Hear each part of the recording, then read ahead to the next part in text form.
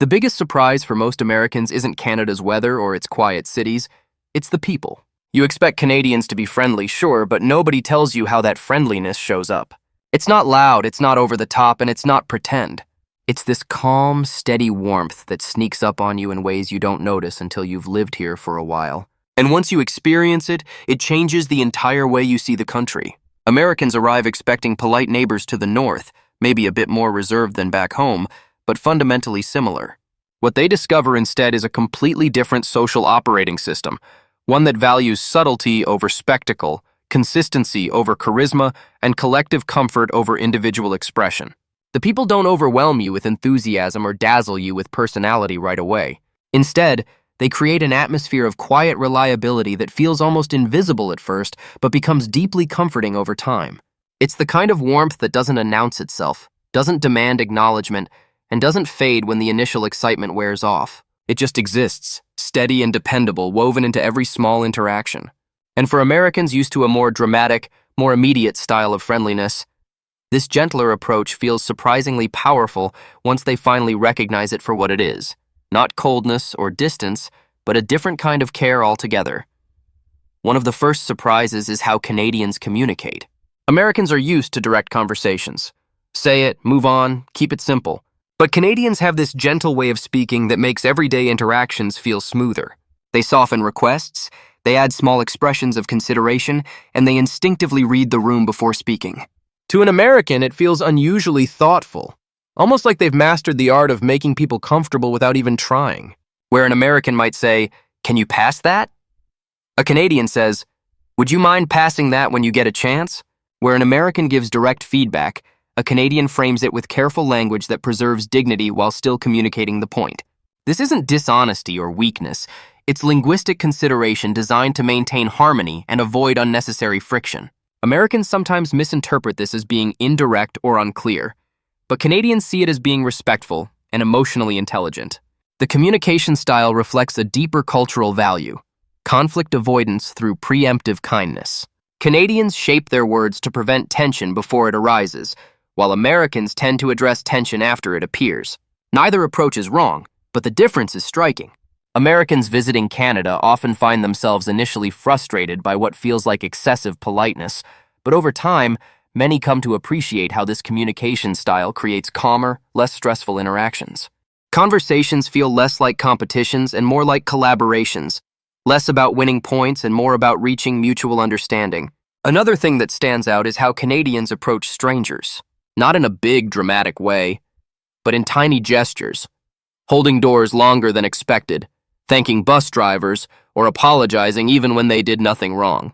Americans often laugh at the sorry stereotype, but once they experience it, they realize it's not a joke. It's a cultural rhythm, a quiet habit built around respect and preventing tension before it even starts. These small gestures accumulate into something larger, a social atmosphere where everyone participates in making public life more pleasant. Canadians thank service workers automatically, acknowledge people who let them merge in traffic with a wave, and step aside proactively when someone needs to pass. Americans notice this immediately because it contrasts with the more individualistic, efficiency-focused approach common in U.S. cities. In America, holding a door is nice but optional. In Canada, it feels almost obligatory, part of an unspoken social contract. The constant sorry isn't about actual guilt. It's a social lubricant that acknowledges shared space and mutual consideration. When two people nearly collide, both say sorry simultaneously, not to assign blame but to recognize the moment and move past it without tension. Americans find this charming at first, then realize it fundamentally changes how public spaces feel. There's less edge, less aggression, less assumption that everyone is competing for the same limited resources. Instead, there's a collective commitment to making shared life easier for everyone involved. If you're enjoying learning how subtle Canadian culture really is, take a second to subscribe. It helps videos like this reach more people who love understanding the world through small but meaningful differences. We create content every day exploring these cultural nuances that most people overlook, but that actually shape how we experience different places. Whether you're planning to visit Canada, considering a move, or just fascinated by how neighboring countries can feel so different despite sharing so much, this channel breaks down the real, lived differences that matter. We don't just cover the obvious stuff everyone already knows. We dig into the details that change your perspective and help you understand why places feel the way they do. So hit that subscribe button, turn on notifications, and join a community of people who believe that understanding cultural differences makes us better global citizens. Every subscription helps us continue producing this kind of in-depth cultural analysis, and your comments and stories help shape future videos. We read every comment and often create content based on what you want to know more about.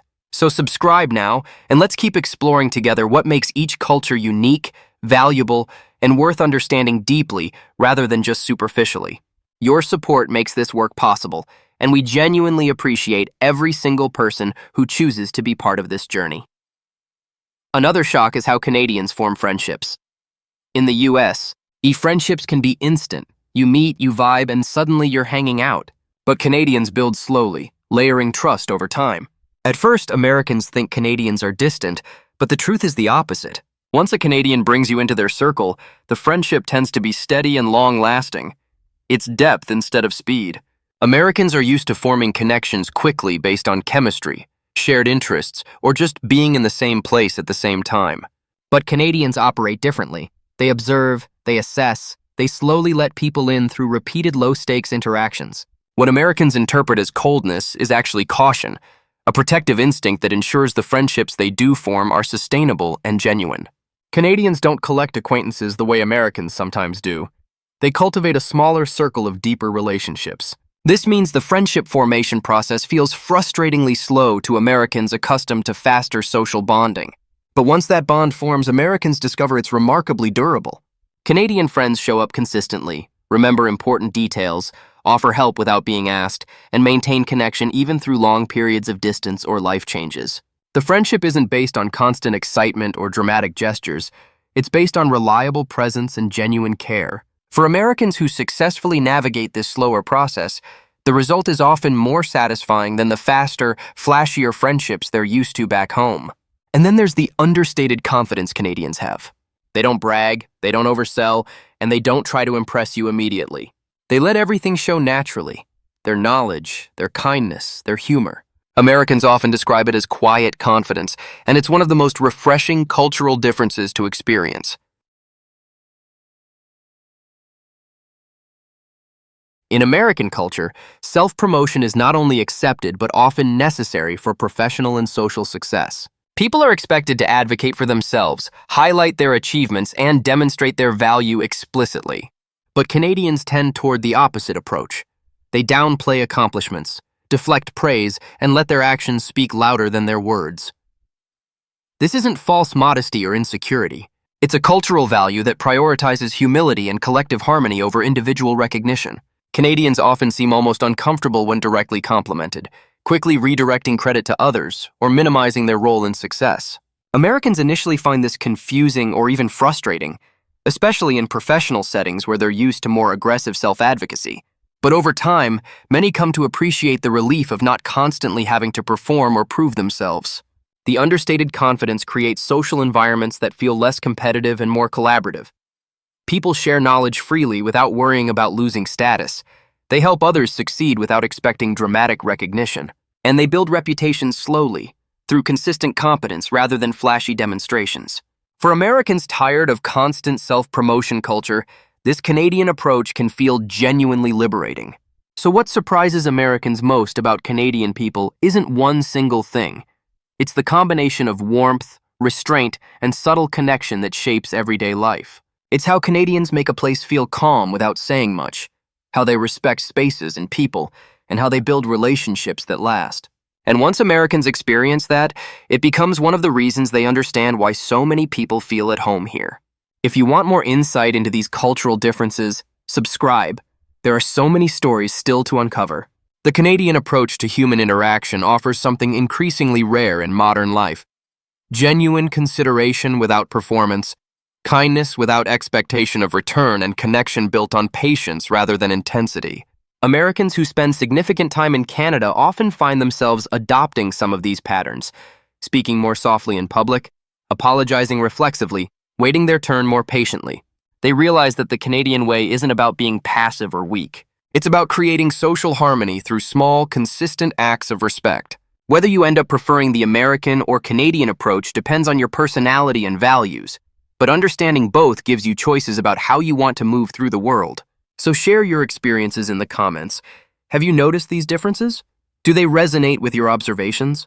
And subscribe for more deep dives into cultural patterns that shape how we live, connect, and understand each other across borders. Every story adds to our collective understanding of what makes us similar and what makes us beautifully, instructively different.